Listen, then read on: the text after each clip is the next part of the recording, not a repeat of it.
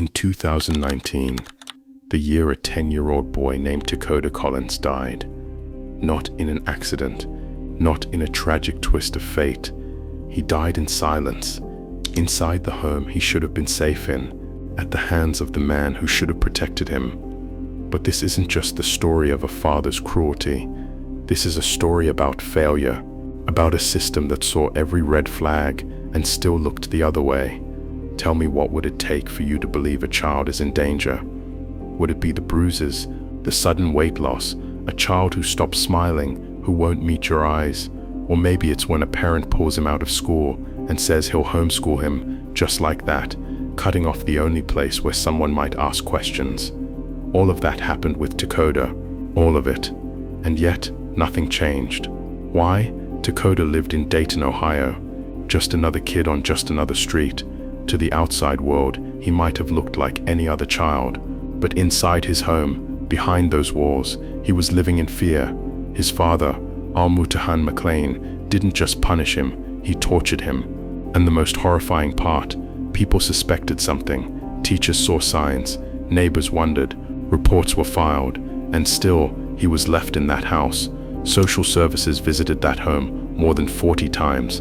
Let that number sink in. 40 separate visits from people whose job it is to protect children. And still, Takoda was never removed.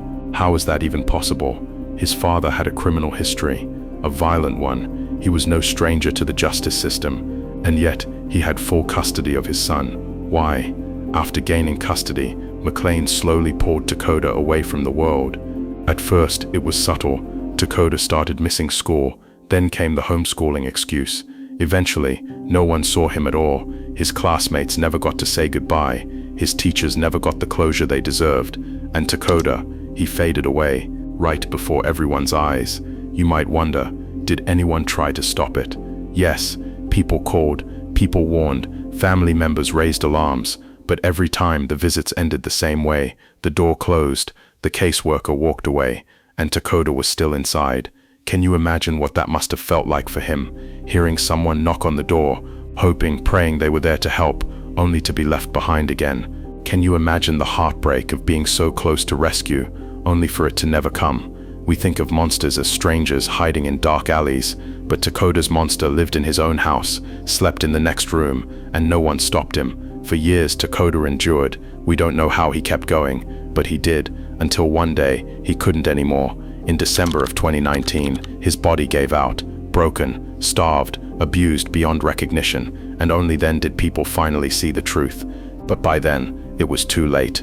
So let me ask you again, if 40 visits weren't enough to save Takoda, what is? How many chances does a child need to be rescued? And how many more Takodas are out there right now, locked away, waiting, praying for someone to care? They say monsters hide in the dark, but sometimes they live in plain sight. Al-Mutahan McLean, that was the man who called himself Takoda's father, the man who took custody of him, and slowly, methodically, began to erase the little boy's life.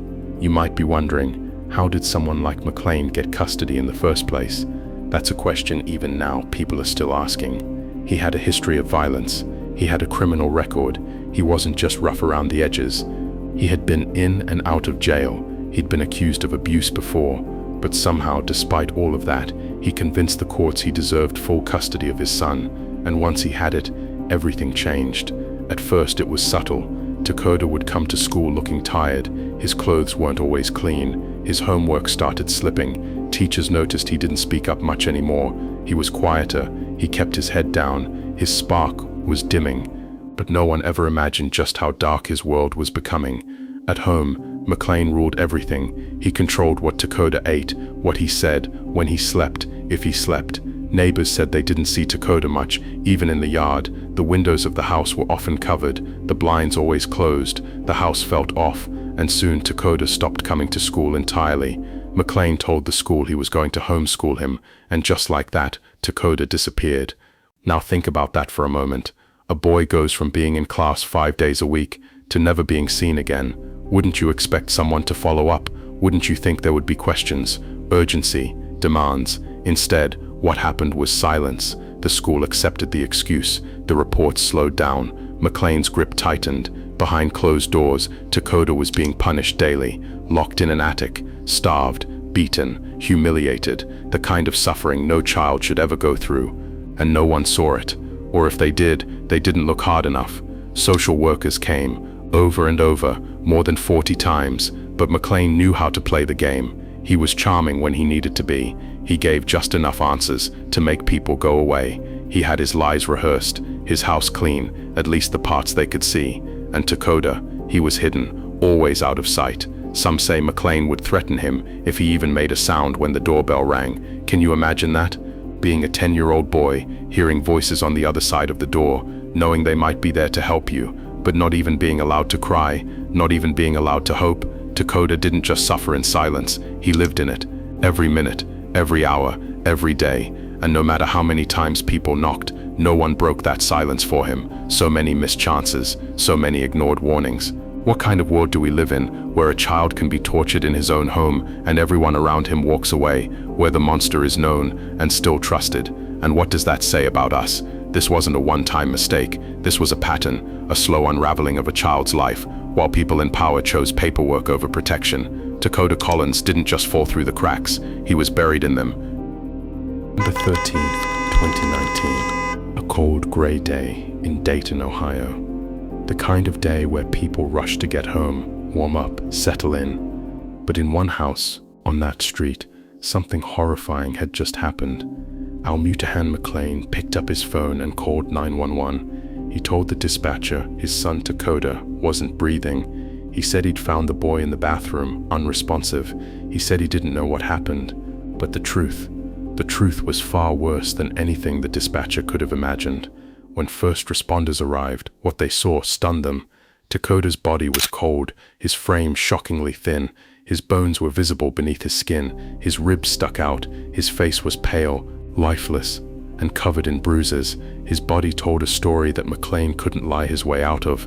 This wasn't sudden, this wasn't unexpected, this was the result of months, maybe years of abuse. Takoda wasn't just dead, he had been destroyed. Police said the boy had been tortured, locked in an attic, denied food, beaten with belts, stripped naked, forced to sleep on the cold floor without blankets. His only offense, not being perfect enough for his father's twisted expectations.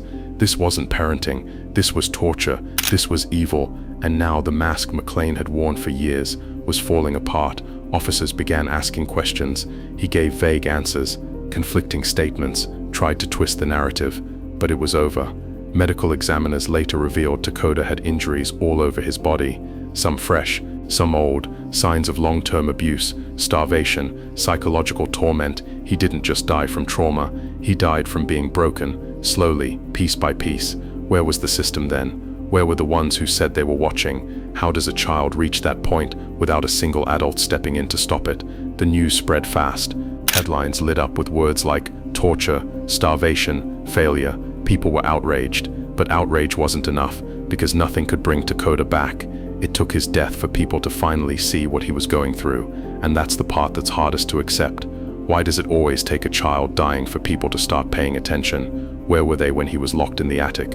Where were they when he cried through the walls? Where were they when he begged silently for someone, anyone, to save him? And more importantly, where are they now? Because Takoda is gone, and his story shouldn't just be a headline, it should be a lesson, a warning, a mirror. We failed him. Every adult in his life who looked the other way, every visit that didn't go far enough, every question that was never asked, and every answer that was accepted too quickly.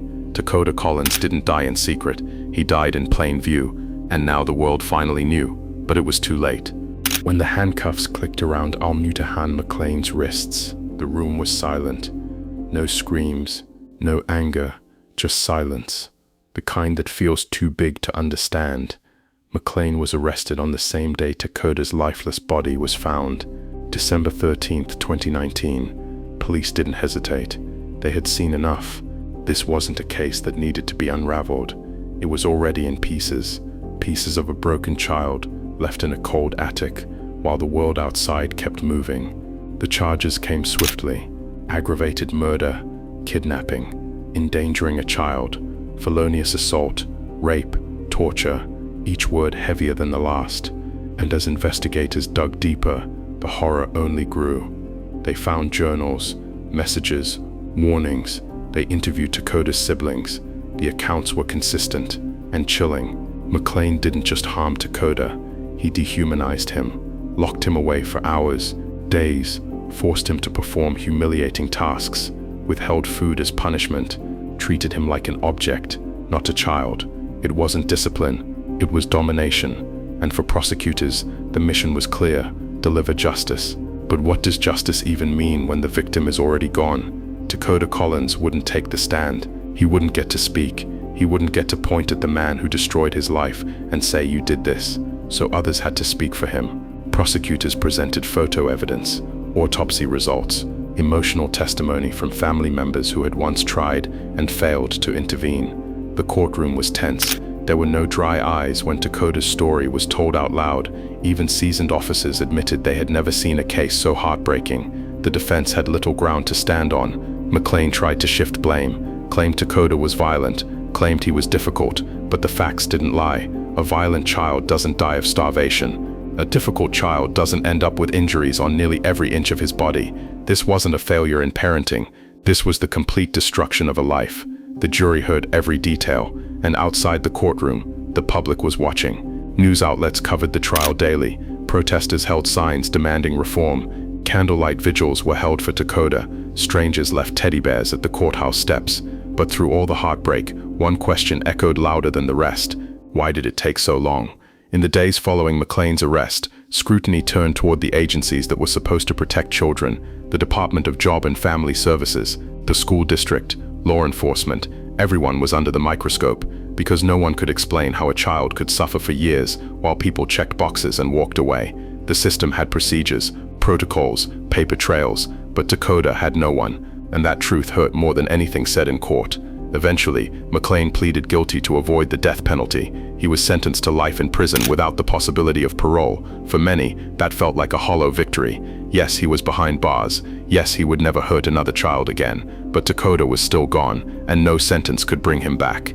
As the judge read the final ruling, McLean barely flinched. No apology, no emotion, just silence. The same silence that had surrounded Takoda in life followed him into death. After the sentencing was over, after the courtroom cleared out, after Al-Mutahan McLean was locked away forever, a different kind of silence settled in. It wasn't relief, it wasn't justice, it was grief and guilt, because Takoda Collins shouldn't have died. He should have been in school. He should have been playing video games, riding bikes, blowing out birthday candles. But instead, he became a name in the news, a headline, a hashtag. And when the cameras stopped rolling, people were left asking one final question: now what? In the weeks following his death, there was outrage across Ohio and far beyond. People demanded answers. School board meetings overflowed. Parents held signs with Takoda's name. Others wore shirts that read, 40 visits, no action. It wasn't just a local scandal. It became a national wake-up call. How does a system receive dozens of warnings about a child and do nothing? Why weren't caseworkers held accountable? Why were policies followed on paper but never in practice? Politicians spoke out. New bills were drafted. The governor called for an investigation into the Department of Job and Family Services. There were meetings, press conferences, promises. They said things would change. They said no child would ever be ignored like that again. But you know what people quietly feared? That it was all too late. Because Takoda's story wasn't the first like this, and it wouldn't be the last. Within months of his death, other stories emerged. Other children, other missed warnings, different names, same system. So what really changed? Some policies were updated, more oversight was added, reports were audited, social workers were retrained, and that matters. But the deeper truth is harder to fix, because no law can force someone to care, no training can replace compassion, no checklist can substitute for courage. Takoda Collins was failed by more than broken systems. He was failed by people who looked the other way or didn't look deep enough. And while reforms may help, they'll never erase the fact that a child died while the world watched. In the years since his death, Takoda's name has been spoken by advocates, lawyers, educators, and parents who refuse to let him be forgotten. Some fight in his name, others mourn him like family. And still, there are homes right now where children are afraid to speak. Still, there are visits being made where no one opens the right door. Still, There are Takodas, so what can we do? We can start by listening. We can take every concern seriously. We can speak up, even when it's uncomfortable. We can stop assuming someone else will fix it, because silence is what killed Takoda Collins. Not just the silence inside his attic, but the silence from the people who should have screamed for him. We can't go back in time. We can't undo what happened, but we can make sure that the next child who cries for help is heard, because Takoda deserved that much. Every child does.